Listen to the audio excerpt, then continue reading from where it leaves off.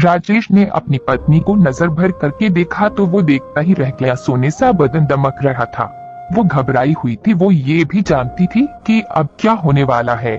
जैसे जैसे आरती ने अपनी पति को पास आते देखा, उसकी सांसें चढ़ने लगी। आरती के जिस्म में रक्त का प्रवाह तेज करने के लिए तैयार कर दिया था।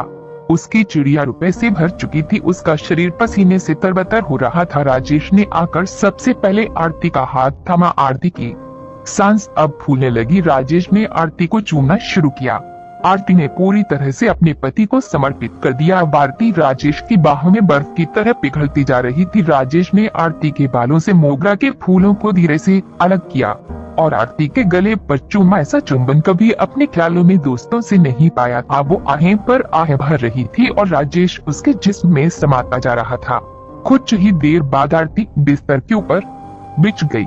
ये खुला निमंत्रण था राजेश के लिए कि वो जैसे चाहे वैसे उसका उपभोग कर सकता था। राजेश अब आरती के ऊपर था। उसका अंग आरती के जिस्म को चूम रहा था। आरती तड़प रही थी, पर यही वो चाहती थी।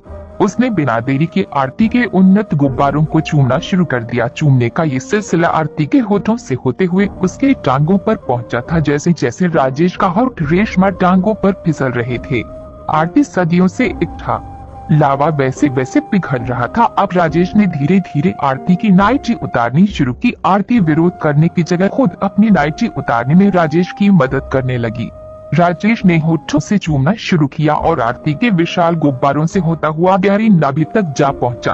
अब उसके हाथ फिसलकर गहराइयों में जाने के लिए आतुर था। कुछ ही पल बाद आरती बुलंदी पर सवार थी। हल्की शिश्कियों के साथ साथ तबले पर पड़ती थाप सी मधुर आवाज कमरे में गूंज रही थी। ये आवाज तब तक गूंजती रही जब तक राजेश का शेर ढहकर निढाल न हुआ।